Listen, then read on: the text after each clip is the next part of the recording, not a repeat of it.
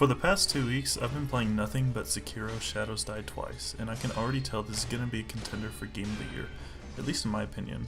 For clarity, I want to say that I've never really been a huge fan of the Soulsborne games. Not that I think those games are bad, I could just never really get into them.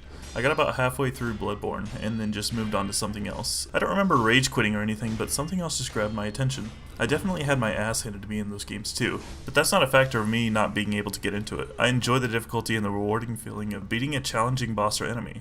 Maybe it's the feudal Japan setting and the story that interests me more about Sekiro, but something keeps me coming back.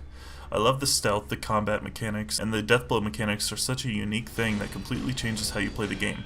In any other game, you just attack the enemy until their health goes to 0, but in this game, you're not trying to deplete their health. You're trying to build their posture meter until it's full, and then you can land a death blow. This concept makes every fight unique in the sense that a fight can be super long or super short. Take a look at the gameplay right here. I've been fighting Lady Butterfly for a while trying to beat her, and eventually I learned her moves so well that in the second phase of the fight, she didn't even get a chance to really attack. I just relentlessly built her posture meter and landed the final death blow without her even calling phantom enemies. Basic enemies are pretty easy in this game so far. For context, I think I'm about halfway through the game, having just beat Genichiro at the top of Ashina Castle.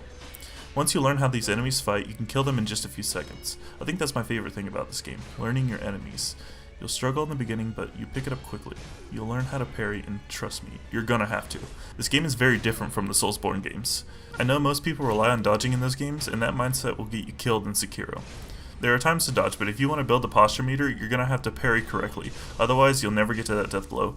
I'm loving this game so far, and I would suggest anyone play it if they love challenging games. We'll see how the rest of the game goes, and maybe I'll run into a boss so hard that I can't beat it, but I'll be looking forward to take on that challenge.